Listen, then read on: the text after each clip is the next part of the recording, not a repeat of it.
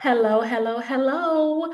Welcome back to another episode of the Create and Grow Your Dream Business podcast. I'm super excited, as always, whenever I have a special guest, because we have a beautiful queen inside of the building. Today, as you saw in the title, we are going to be talking about how it is that you can say what it is that you need to say without the fear of offending others. So before I give too much, Queen, the floor is yours. Thank you, Breye'l. My name is Tenille Bill. I'm so excited to be here. Breye'l, it's such an honor that you invited me to talk with you today. I'm really excited to just chat together, and it's always fun to speak with other intelligent women and bounce our ideas off of each other and walk away both learning more from each other. Yes, for sure. So I want to jump right in, honestly, with our connection, right? So we both were just having a marvelous day, and somehow, some way, we got attracted all the way to each other where you commented on someone's post, and then I piggybacked off of your comment. And so that leads us directly into today's conversation, which is there is a fear that has to be released before one could ever even show up confidently, whether it's on LinkedIn or inside of their workspace, that you can say how you feel and what you want to say, and that the offense of others may come and it may not come, but the experience is truly based off of like who you are. What are your thoughts on that? I agree. I think I grew up as a people pleaser, always scared of offending someone. I couldn't handle if someone, for whatever reason we didn't jive. I really honestly betrayed myself a lot trying to make everyone else like me, right? I didn't want anyone to be offended.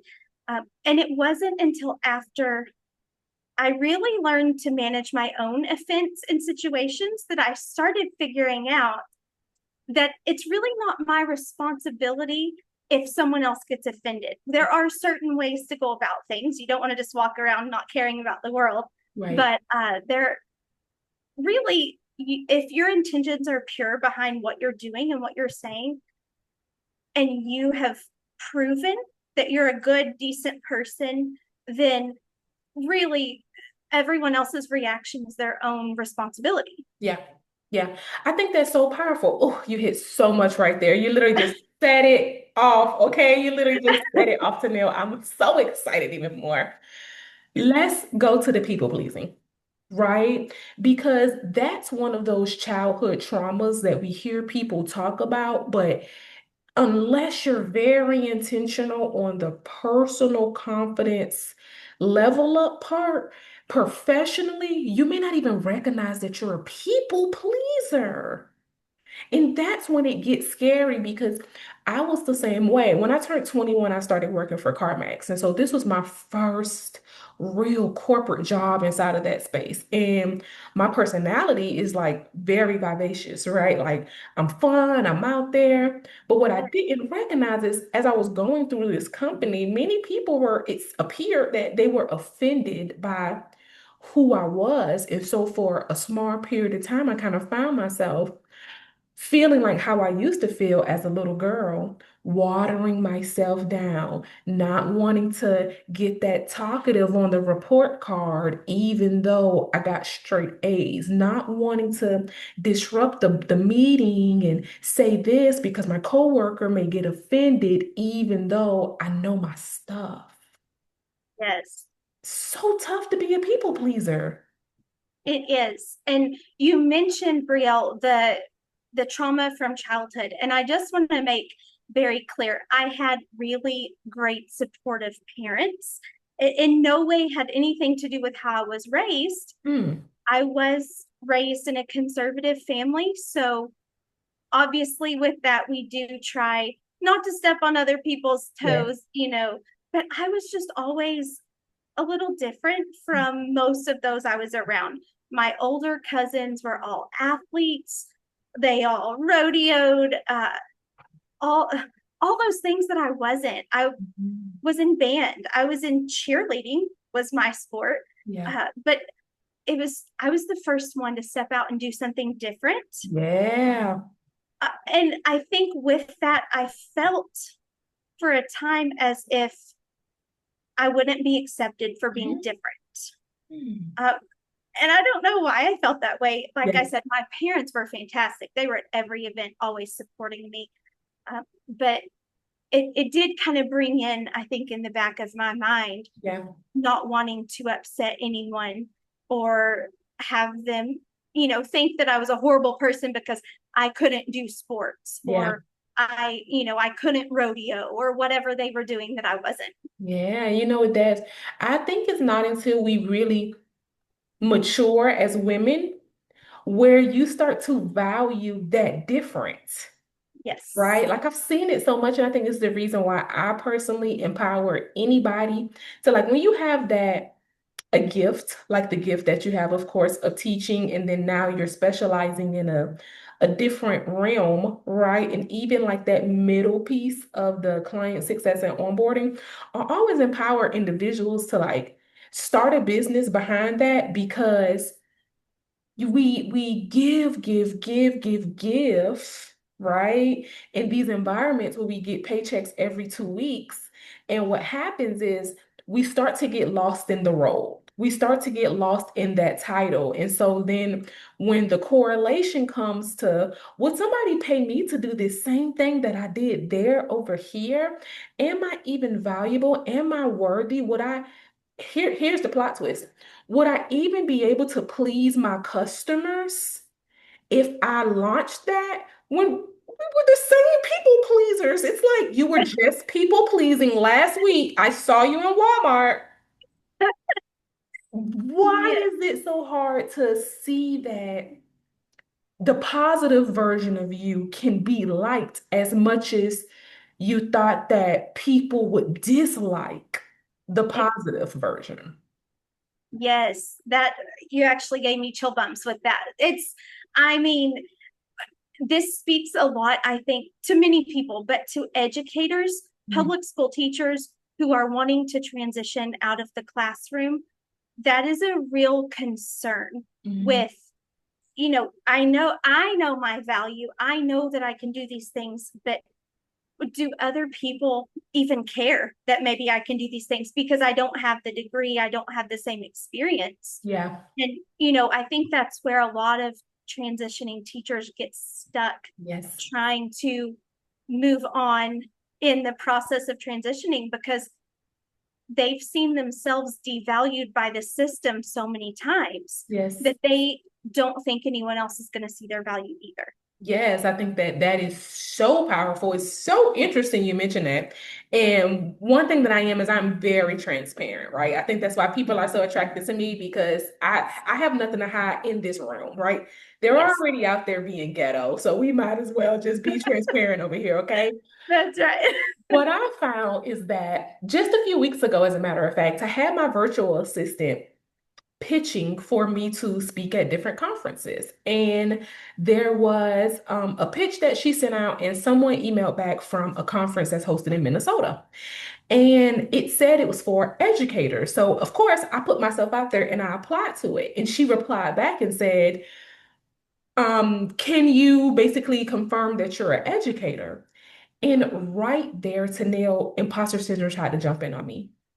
Yes, And I had to look and say, well, I mean, I don't have a degree in education.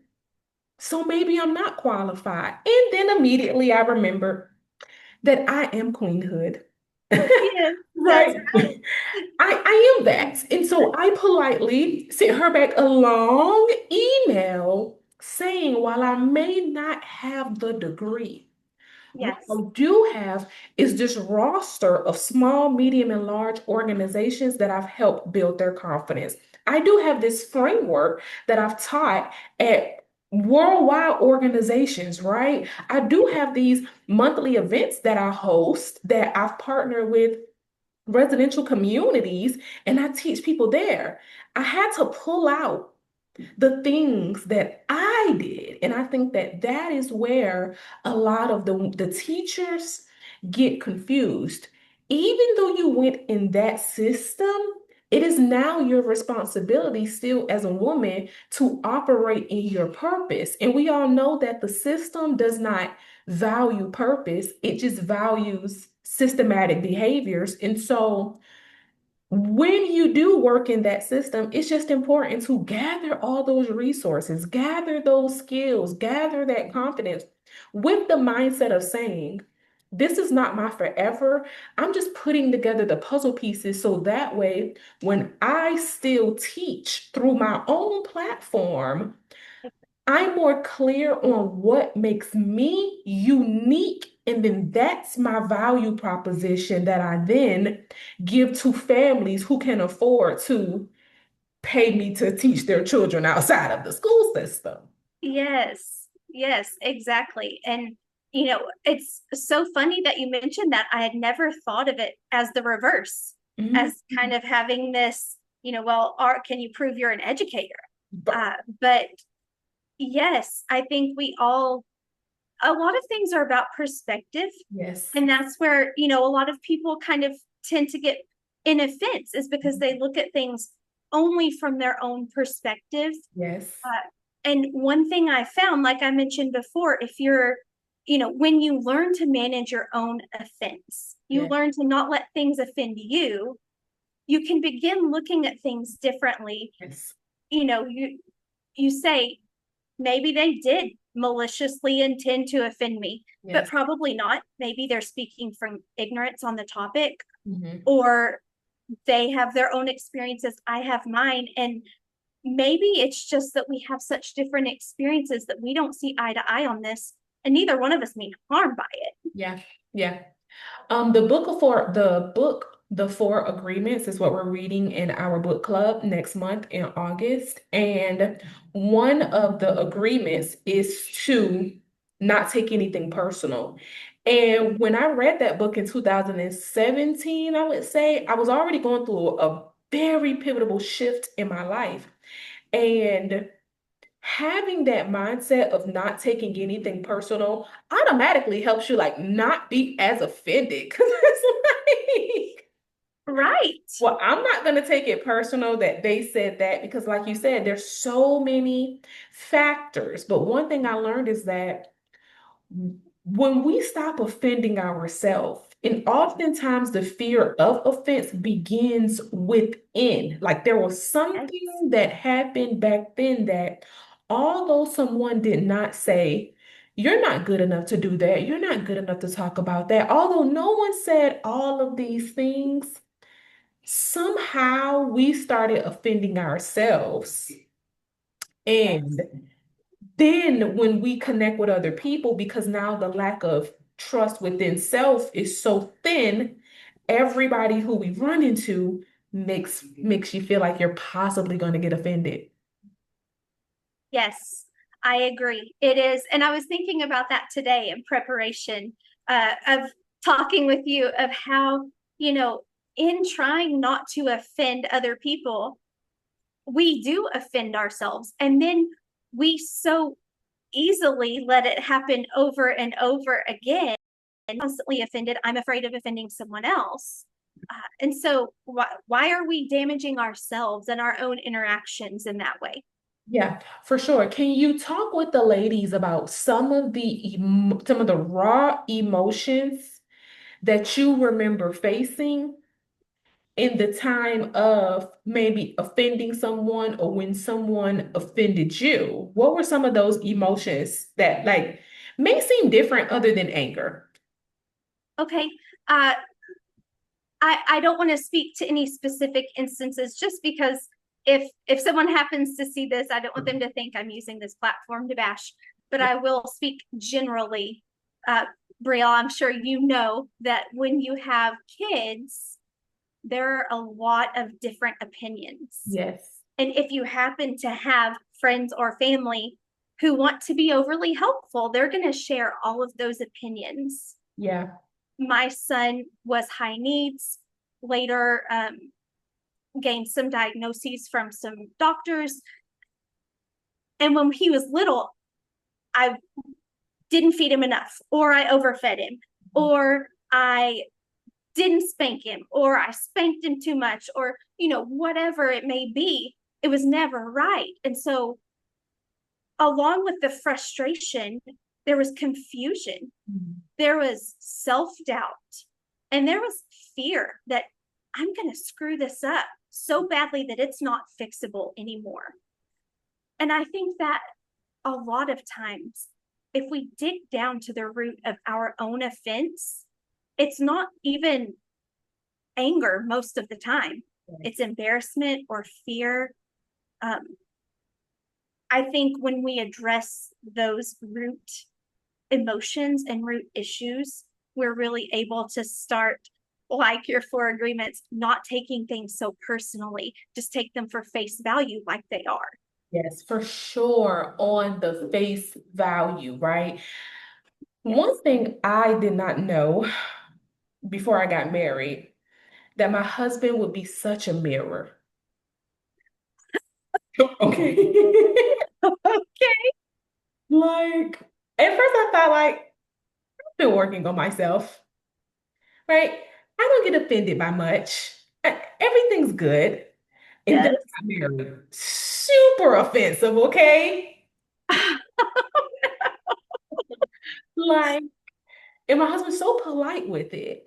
But when we grow as individuals, when we grow personally, when we grow professionally, of course you unlock a new energy of experience. And so in order to grow through the our own offense, we should totally name this podcast episode Owning Your Own Offense. There we go. That's right.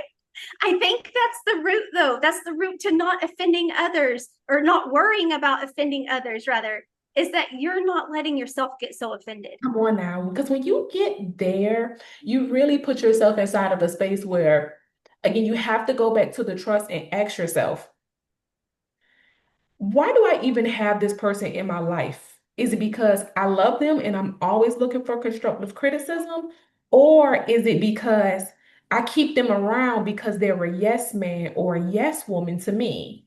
Right? And so Yeah, having the clarity on those two paths in the relationships that we create inevitably puts you inside of a space where now you're really having to be more cognitive about owning your own offense because you're asking for the experiences, you're asking for that contrast because no rain, no flowers. exactly. And it goes both ways there, Breye'l. It's the same thing.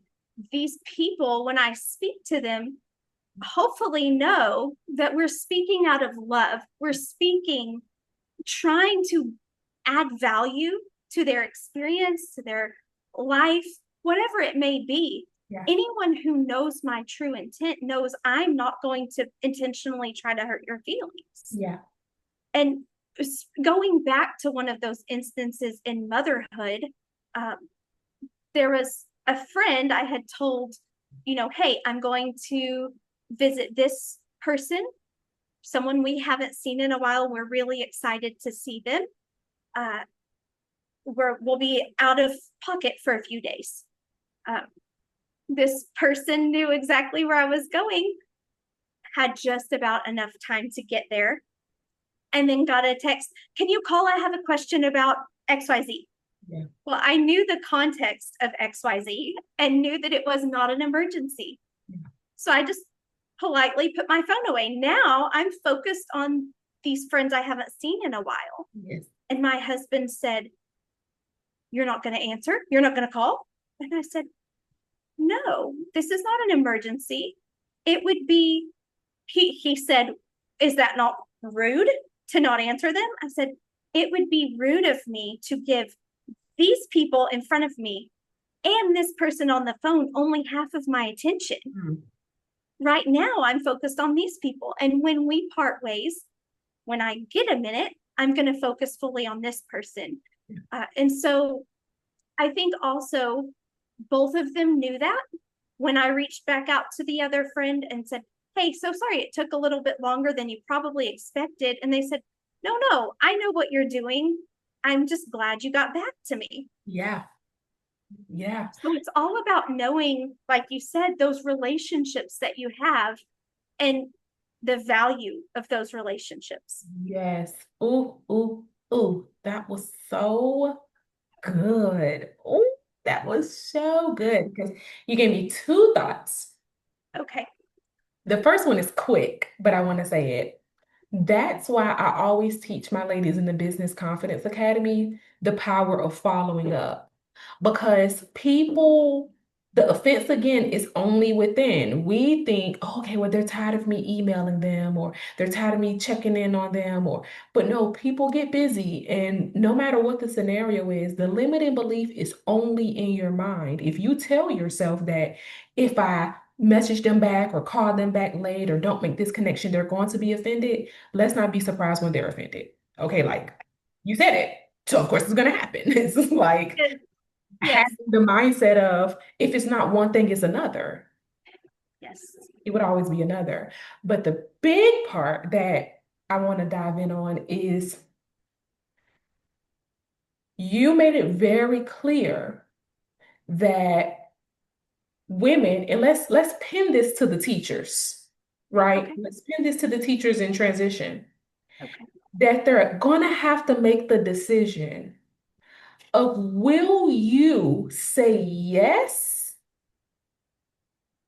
to your past or will you say yes to your future? You But have to choose. There's no going back and forth. You'll never get out. yep, and that's what happens because staying in the school system, staying in that realm of not being appreciated, it's only as subjective as a person who keeps themselves there. Yes. Right? But when you say yes to your future of, okay, I'm done out the school system, I've given them 12 years, I'm not going to just bash them, but I'm going to go inside of another avenue. I'm going to see how it is that I can tie what I've learned over here, what I learned over there. Just because I'm not teaching right now doesn't mean that I can't be a teacher in the future. And who's to say that I can't teach something else? Exactly. And that's really the mindset that I try to keep. I love being an educator. That's who I am. Yeah. I'm not a public school teacher. I am an educator. I love to help people better their lives and learn. Yeah. I like to continue learning all the time. Hence, coming on this podcast, very first podcast. So, thank you for allowing me the opportunity to learn with you. Yeah. But, if you're an educator and that's your heart, you're always going to be educating, whether you're in the classroom or onboarding, teaching people to use a new platform, Yeah. customer success. I'm still teaching. I'm Yeah. still teaching people how to navigate this device that is giving them problems so that my goal is I can teach them well enough that next time they can troubleshoot on their own Yeah. and they don't have to call me. I'll be there if they do, Yeah. but they don't have to. Yeah. You're so great. Okay. Make sure you tell your son that I said it. Thank you. I'll tell him. You're so great because you just opened up my mind to remembering how important it is for the both of us, right? To when we leave this call to empower other women to remember that the same energy it took to educate yourself to learn their system, their realm, their lesson plans is the same energy that you have to continuously give yourself in the realm of personal development. You have to educate yourself on how is it that I can be more confident? How is it that I can be more camera confident virtually? How can I mix my business brand, my personal brand? Because when you become a teacher, it's very easy to hop on the brand of the school that you Exactly.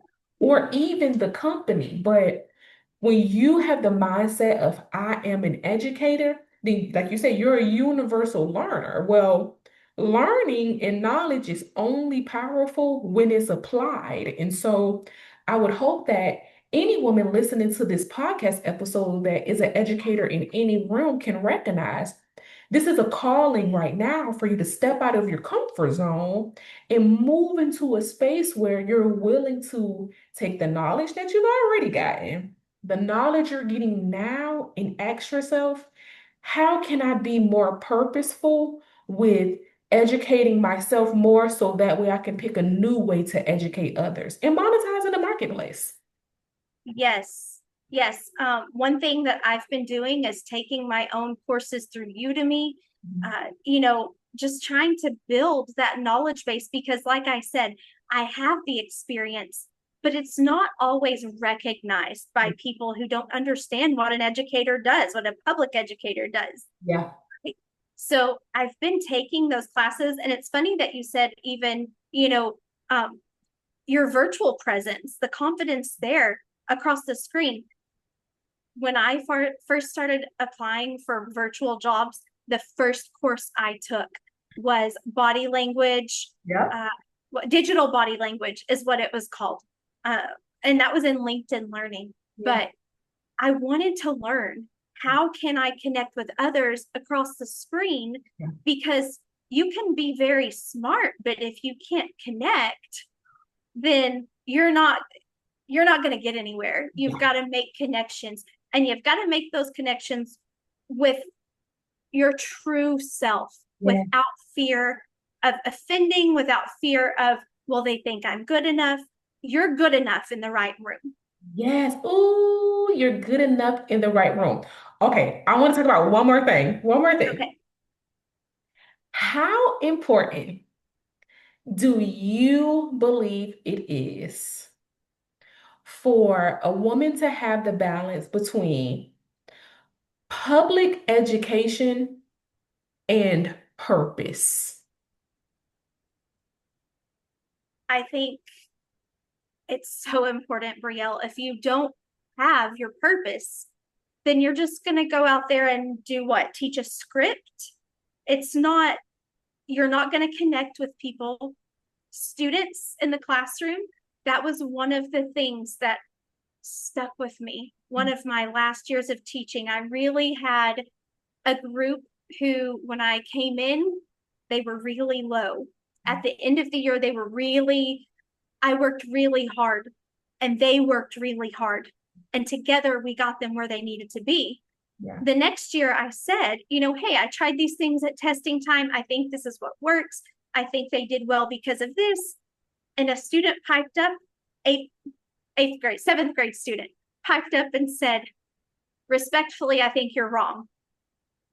I said, oh, okay, respectfully, I'd love to hear your idea. Why do you think I'm wrong Yeah. on what helped me get their test scores up? And he said, because Miss Bill, their scores raised because people want to learn from you, because you connect with us. You care about us. My purpose isn't just for them to get smarter. Yeah. My purpose is for them to know they're capable of moving on. By junior high, you're as close to adult as you are a baby. You need to start learning you're capable of doing things for yourself with the right support system, and you're capable of being a good, productive citizen. You are smart, you are loved. I hope every person I come across knows that they are loved. Yeah. But those students really, my purpose, I was an educator. I am an educator, Yeah. but my purpose is to help people feel seen and heard and empowered. Yes. Oh my goodness. You, I don't understand why you are not a coach. I don't get like why you are not doing that already. I don't get why like you don't like dive in deep and help the transitioning teachers go from one to the next. Yeah. Okay. So I have started a LinkedIn series. I'm not a coach, and I will be very clear about, I don't have a business with coaching, but I have started a once a week post to help transitioning teachers at least see what skills would go from education to a different corporate job each week, Yeah. because that is what took the most work for me. And Mm. when I finally started understanding how to translate these skills, I finally felt like, okay, this is doable. Yeah. But before then, I was lost. I would sit down in front of a computer. I wouldn't even know Yeah. where to start.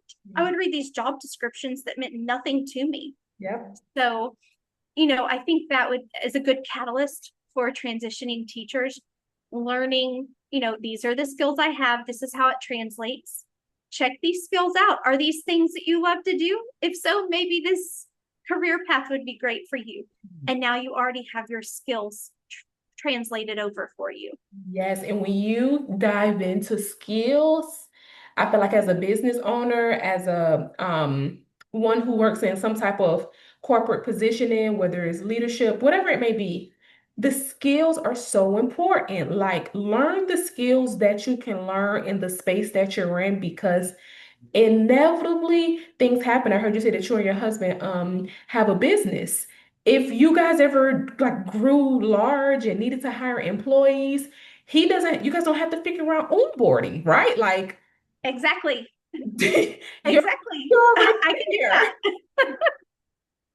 Which is actually another opportunity for yourself, as you probably already know too. Like there are so many businesses, I'm one of them, who handle onboarding on their own. And so it's like with every person that we get inside of our business, it's like, well, I just went from the salesperson to now I got my onboarding hat on. Now I'm the trainer. Now I'm the coach. Yes. Yes, you wear all the hats, Breye'l. But it's great though because I'm learning in different rooms as we circle this around and as we bring our podcast to a close. I'm learning that I enjoy leaning into the different roles while I am inside of this space because it allows me to value others. And that's so beautiful, right? Like me seeing the opportunities that I have within my business because I wear the hats. When I run into women like you, and then I happen to look on your LinkedIn, and I'm like, oh, women specialist. I know she does onboarding for small businesses. Let's see what's going on. It reminds me that because I'm raising up a platform, there's so many opportunities and there's so many other valuable women who, again, in our minds, when we're inside of a space, we don't think about those type of positions and how valuable it is to already pre-have that connection. And when somebody else needs the resource, we know exactly where to point them in. And I want to say, whoever's listening to this podcast, again, it's your calling and it's your time to act inside of your purpose. Go for the role that you're interested in because 5 years from now, there's a phone call that's going to happen and someone is going to be looking for a person who specializes in this thing. And you want to feel ready, but the only way you feel ready is if you prepare before the opportunity comes. Exactly. Exactly. Preparation is everything. And, I find in life that sometimes we don't even know what we're preparing for. So if we just give our very best at everything we're doing, even if it doesn't make sense right now, Mhm. eventually you're going to look back and say, oh my gosh, I'm so glad I went through that because now I know what I'm doing. Yes. Yes, yes, yes. That's equivalent to how like you can easily be a world-renowned podcast host for helping teachers. Don't forget about me, okay? Please don't forget about me when you're all the way there and the teachers at like all of the teacher conferences and associations and now Oh you're my, speaking on the stages. I'm like, do you remember me? oh, you're too kind, Breye'l. I love it. I will never ever forget you. We're gonna stay connected forever for one thing. So um, we'll be in contact often. But maybe one day I will have my own podcast just like you. Yes, I'm telling you, so many opportunities for us to just spread the word, right? Spread the word. That's what I'm loving. So let's say there are women on here who love exactly what you spoke about because obviously they do, right? How can they connect with you? I am on LinkedIn. My name is Tenille Bill. They're on LinkedIn. I don't know. I don't have my link readily available. I could drop it somewhere maybe. Yeah, and what I can do is once I put the show notes, I can add it in there for you. Okay, perfect. Perfect. So find me on LinkedIn. I'm always happy to connect, always happy to answer any questions I feel qualified to answer. If I don't feel qualified, I'm going to tell you. I don't want to mislead you. Yeah. So, Oh, goodness. Ladies, this conversation is one for the books for sure because it reminds us that the offense begins within. It yes. also reminds us that even though we see others performing in ways that make others happy, our performance is still worthy because it's through our daily activity of performing and standing up for ourselves and speaking up and shining in our light that when we do get to the tables that have our name on them, that's meant for us to continue to educate others, it is always divine timing that everything will work out for us every single time. So, Tenille, I want to tell you thank you so much for coming on the Create and Grow Your Dream Business podcast. This episode was You. amazing. And so we will leave with this last question. If you could tell the ladies any one thing that you would have told the younger version of yourself when you first felt the energy of offense, what would you say? Hmm. Wow. This is a deep question. I wasn't quite prepared for it, but I would say, I don't know how everyone here feels about this. I do, uh, I practice Christianity. I do believe in prayer. If you don't, no judgment. You have your thing. But I find my identity in God, and I know that I am loved by Him. I am loved by my family and friends. You are loved by your family and friends, and you are loved by God. And everyone else who's meant to be in your life is going to love you. If they don't love you, they're not meant for you. Don't try to make yourself fit in rooms that won't hold you. She wrapped it up, Queens. She wrapped it up. Today's date is the 10th of July, 2025. So, depending on when you're listening to this message, next week I am hosting a workshop called Four Steps to Confidently Stay Consistent in Your Business. Make sure you register for the workshop.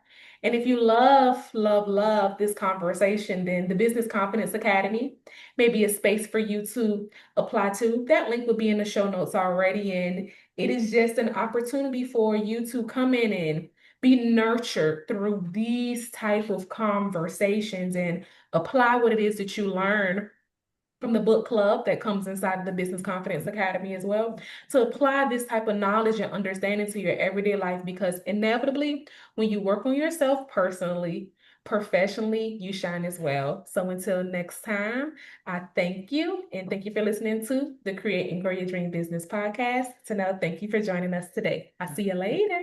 You.